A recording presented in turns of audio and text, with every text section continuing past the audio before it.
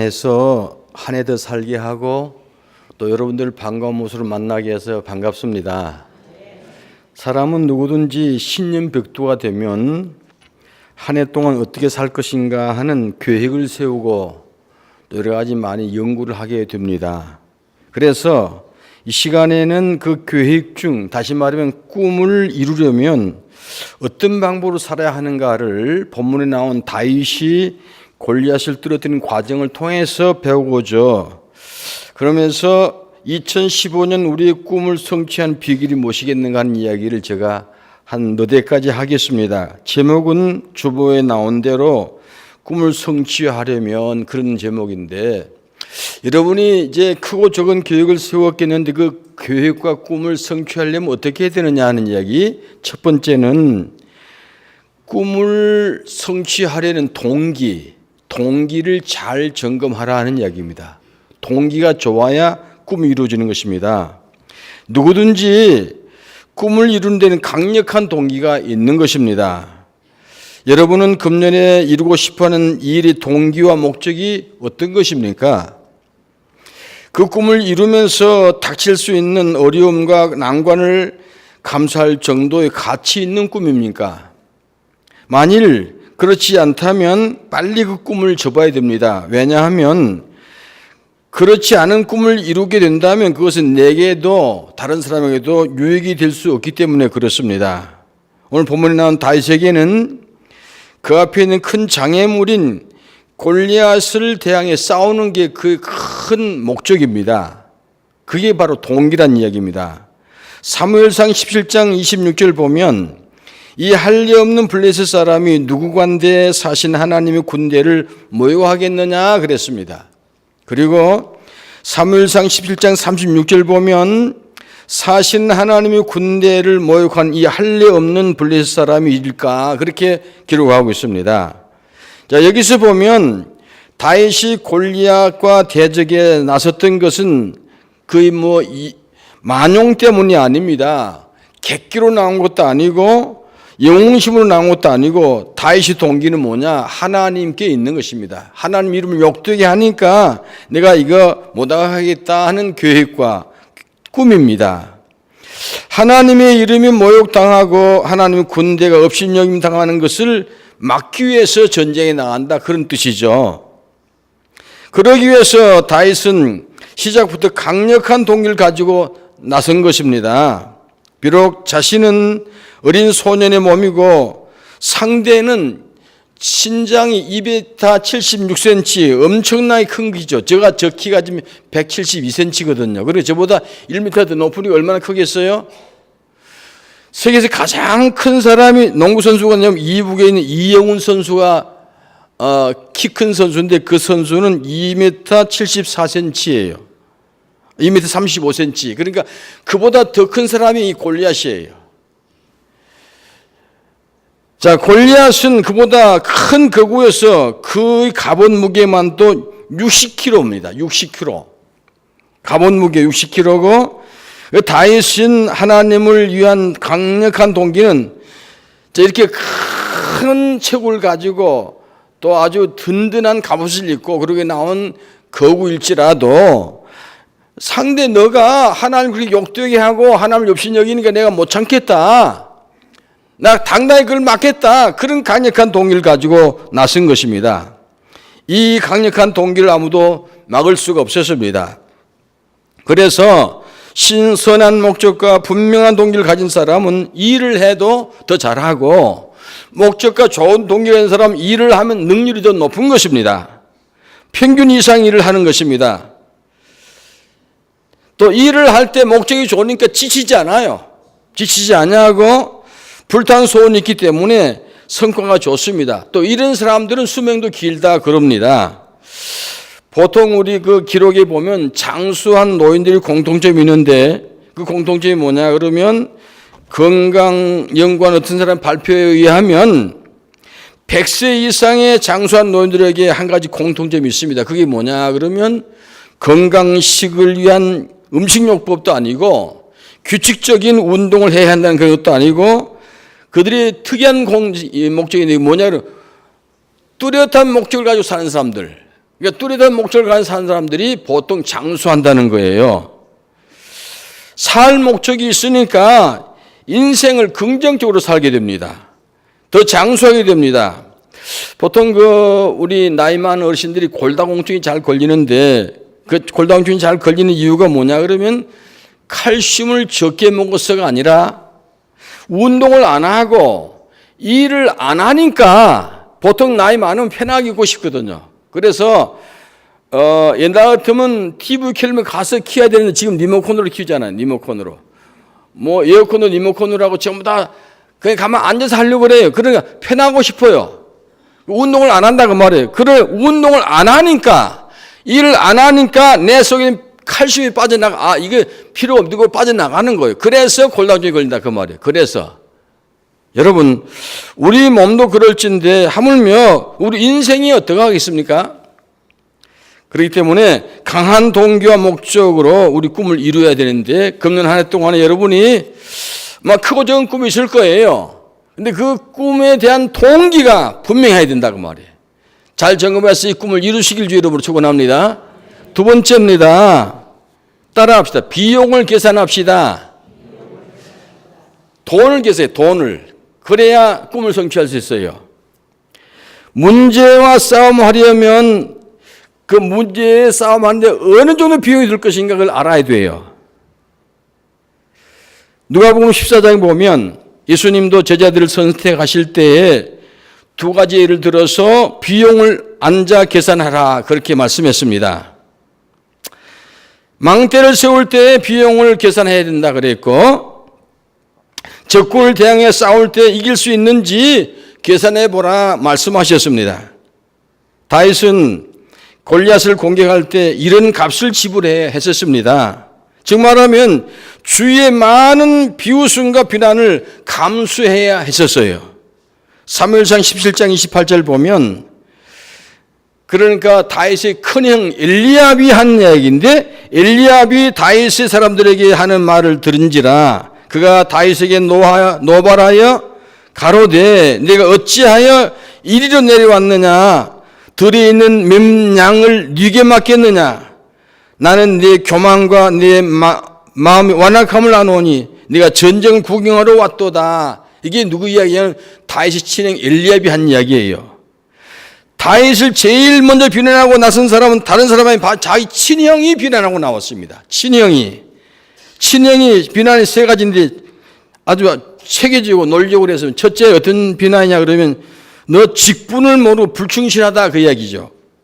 아니 너 양치기 아니니? 양이나 치지 않고 뭐하러 이곳에 왔니? 그 말이에요. 그것도 개우 몇 마리 양을 치는 주제에 그 말이에요. 너 몇 마리 양 치는 목동 주제에 양 치지 않고 뭐하러 전쟁에 나왔느냐 이렇게 비난했고 두 번째로는 성품에 대한 지적인데 너 여기 나온 건 교만한 짓이다. 너 교만해서 나온 것이지 그 말이거든요. 세 번째로는 하려고 하는 일의 자격 시비입니다. 아니 너 군인도 아닌 목동이 여기 왜 왔어? 그 말은 너 여기 전쟁 구경하러 온 거야? 그 말 있잖아요. 전쟁 구경하러 왔니? 누가 들어도 완전히 주눅 드는 비난입니다. 웬만한 사람 같으면 여기서 그냥 주저앉을 그런 비난이죠. 거기서 형보다 더 다윗을 잘하는 사람이 아무도 없잖아요. 그러기에 다윗이 더 힘들었을지 모릅니다. 왜 형들은 그를 없이 여겼을까? 아마 다윗이 그 여러 형들 가운데 서자 출신, 그러니까 친형이 아니라는 거예요. 친형. 배다른 형들 속에 천대받고 자랐다는 이야기입니다. 그뿐 아니라 그가 골리앗과 싸우러 나갈 때에 이스라엘 군사들은 아무도 그와 함께 하지 않았습니다. 거인과 싸우며 아무도 그를 도와준 사람이 없었습니다. 오직 다윗 혼자만 싸우러 나간다 그 말이에요. 이렇게 꿈을 이루는 사람들은 시작할 때 대부분 혼자 하게 되고 혼자 길을 걷게 되니까 동행자가 없고 협조자가 없으니까 자연히 비난을 받게 돼요. 비난을 받고 손가락질 받고 그럽니다. 근데 이런 걸 감수할 그런 각오가 서야 꿈을 이룰 수 있다 그 말이에요. 유명한 아프리카 선교사의 선구자인 리비스턴 선교사가 쓴 유명한 말이 하나 있습니다. 뭐냐면 리피든 선교사는 아프리카의 선교 길을 연 사람인데 언젠가 한 선교단체에서 그에게 편지가 한 통 왔는데 편지 내용이 뭐냐 그러면 우리 단체에서 당신의 사역에 동참하고자 하는 사람이 있습니다. 당신이 계신 곳까지 쉽게 갈 수 있는 길을 좀 알려주십시오. 그렇게 편지를 보냈어요. 리비슨 박사가 답을 보냈는데 어떻게 보내느냐 그러면 만일 좋은 길이 있어야만 오실 분이라면 제겐 필요하지 않습니다. 제가 원하는 사람은 길이 전혀 없을지라도 오려고 하는 사람들입니다. 이렇게 보냈습니다. 그러니까 이렇게 가치 있는 일을 하려면 값을 지불해야 된다 그 말이에요. 값이 있어야 돼요. 그래서 대개는 값을 지불하는 일을 잘 안 하려고 그래요. 노다지 주려고 그래요. 노다지. 길 가다가 금덩어리나 죽고 싶으지요. 복권 타서 한 몇 억 타고 싶죠. 그 대체적인 사람들이 심리예요. 값을 지불 안 하려고 그런다는 말이에요. 여러분 자동차왕 헨리 포드가 친구가 있는데 친구가 말을 합니다. 자네 자동차 왜 만들려고 그러냐? 자동차 만들어도 운전할 큰 길이 도로가 없지 않냐? 도로가 없는데 왜 만들려고 그러냐? 아니 큰 길이 있더라도 갈 곳이 없지 않느냐?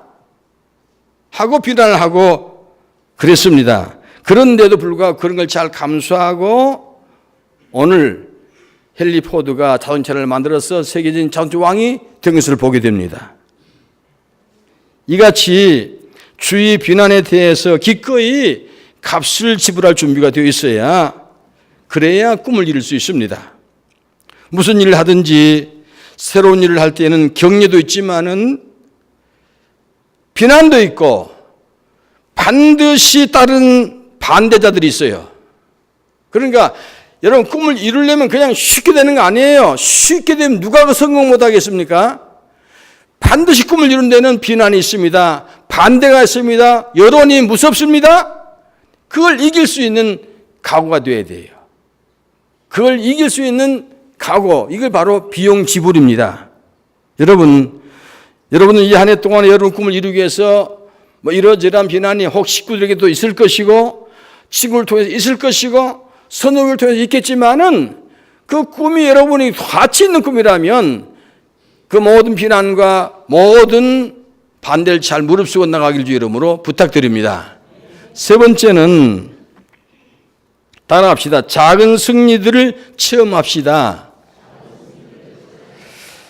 여러분 큰 승리 하려면요 적은 승리를 여러 번 해야 돼요. 여러분 등산하는 사람들이 높은 고지를 바로 못 오릅니다. 적은 산부터 자꾸 오르고 하면서 승리를 체험하면서 경험을 쌓고 그러고 나서 큰 산에 올라가지 않습니까? 그래서 태산도 오르고 또 오르면 못 오를 리 없다 그랬죠. 자꾸 하면 못 오를 일이 없어요. 다윗이 골리앗과 싸움에서 이기 이전에 어떤 체험을 했냐? 그건 목동이었으니까요. 양떼들을 몰고 이제 목장을 해서 갈 때, 그리고 때로는 맹수들이 양들을 침범해 오면 사자도 오고 곰도 그러잖아요. 근데 이런 것들과 싸워서 사자를 물리치고 곰도 물리치고 양들을 지켜내고 그리고 승리를 체험했다 그 말이에요. 승리를 체험했어요. 이런 체험을 많이 한 다윗이기 때문에 근데 이런 체험은 하루아침에 되는 거 아니에요. 여러 번 연습을 통해 되는 것입니다. 일상생활에 연습을 통해 되는 것인데 여러분 용사 위인은 하루아침에 만들어지지 않습니다. 다만 하루아침에 우리 눈에 나타났을 뿐인 것입니다. 사무엘상 17장 37절 보면 여호와께서 나를 사자의 발톱과 곰의 발톱에서 건져내셨은즉 나를 이 블레셋 사람 손에서 건져내시리이다. 할렐루야. 그런데 다윗은 이런 싸움에서 자신의 힘으로 이겼다고 하지 않습니다. 여호와께서 건져내신다. 따라서 여호와께서 건져내신다. 자, 이러한 과거의 체험으로 다윗은 이제는 과거에 하나님이 나와 함께해서 사도도 이기게 했고 과거에 하나님이 함께해서 곱도 이기게 했는 그 하나님이 오늘도 함께 하셔서 거인 골리앗이지만 이길 수 있게 하겠다는 그런 믿음으로 나간 거예요. 그런 믿음으로. 너 아무리 큰 책을 가지고 있고 든든한 갑옷을 입었을지라도 하나님이 나와 함께하면 너쯤 문제가 아니다. 그런 자신감을 갖고 나간 것입니다. 다시 만일 거인과 싸움이 처음이었다면 아마도 이런 말을 못했을 거예요. 이런 믿음이 생기지 않았을 것입니다. 이렇게 과거의 한 체험이 신앙생활에 큰 도움이 되는 것입니다. 이것을 우리는 경륜이라고 말합니다. 경륜은 수많은 경험 속에서 나오는 거 아니겠습니까?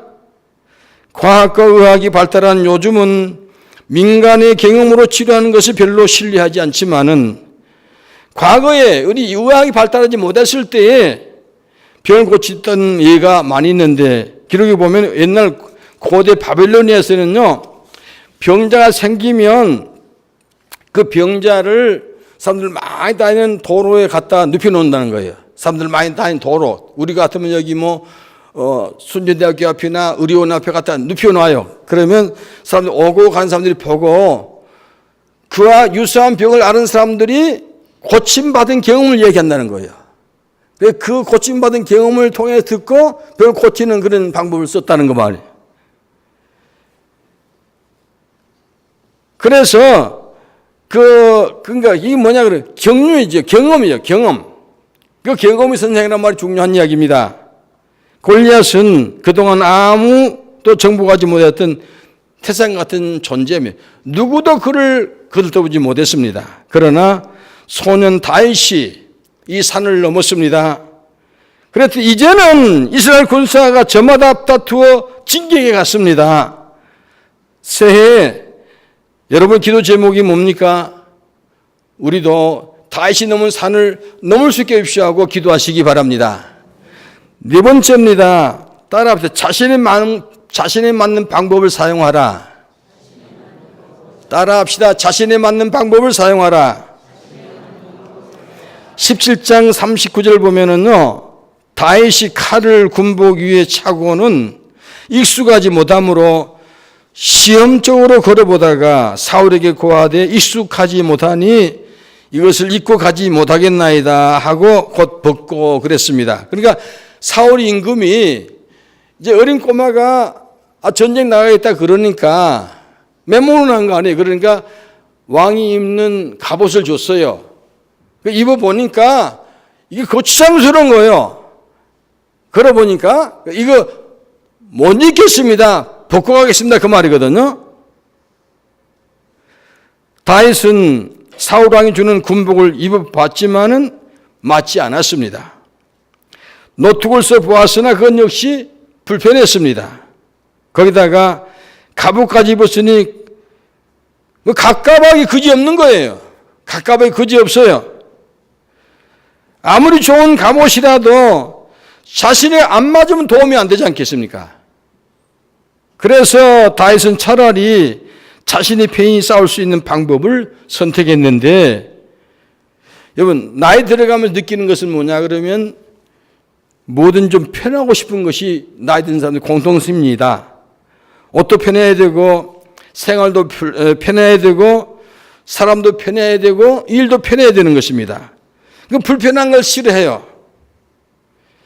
그런데 하나님의 역사는 익숙하지 못한 사울 왕의 투구와 갑옷을 통해서 나타난 것이 아니라 목동 그에게 조금도 어색함이 없이 수달되었던 돌팔매를 통해서 나타난 것입니다. 우리 꿈을 이룬 데도 똑같은 원리입니다. 물론 아무 방법으로 다 되는 것은 아니죠. 우리에게 맞는 방법을 선택해야 됩니다. 그러니까 우리의 강점이 뭔가, 여러분의 가장 강점이 뭐냐, 그 강점으로 승부하라 그 이야기예요. 여러분이 제일 잘하는 것이 무엇입니까? 여러분이 제일 잘하는 것이 바로 여러분이 성공할 수 있는 중요한 비결인 것입니다. 여러분들 아마도 아름다워지기를 대부분 다 좋아할 텐데, 하지만 그렇다고 무조건 코를 높이고 눈을 크게 한다고 되는 것은 아니지 않겠습니까? 어느 여성 잡지에 보니까요, 이상한 얼굴이 하나 있어요. 그게 뭐냐 그러면, 사람 얼굴은 분명한데 이상한 얼굴이 그 밑에 설명이 있는데, 이 그림은 컴퓨터에서 만든 얼굴입니다. 그 세계에서 제일 미인들이 장점을 땄는데, 그 얼굴은 다름 아닌 잉글라드 버그만이 넓적한 이마를 따서 왔고, 그 다음에 브룩실스의 매력적인 눈을 따왔으며, 그리고 엘리자베스 테일러의 입을 넣었습니다. 그러니까 이마, 눈, 그 다음에 입, 가장 좋은 사람들을 갖다 복합했으니까 가장 좋아야 되지 않겠어요? 가장 이뻐야 되지 않겠어요? 근데 가장 이상하게 만들어진 거예요, 그림이. 여러분, 최고 미인들이 가장 아름다운 부분만 본따 만들었다면 가장 아름다워야 할 그림이 실질적으로 가장 이상한 얼굴이 되고 만 거라 그 말이에요. 그렇다면 진정한 아름다움은 자기만의 것으로 만들어진다는 이야기입니다. 조화 속에 아름다움이 있는 것입니다. 사람의 직업도 그렇습니다. 사람에게 맞는 직업이 있는 것인데, 여러분, 대통령이 좋다 다 대통령 할 수 없지 않겠습니까? 국회의원 좋다 다 국회의원 할 수 없지 않겠습니까?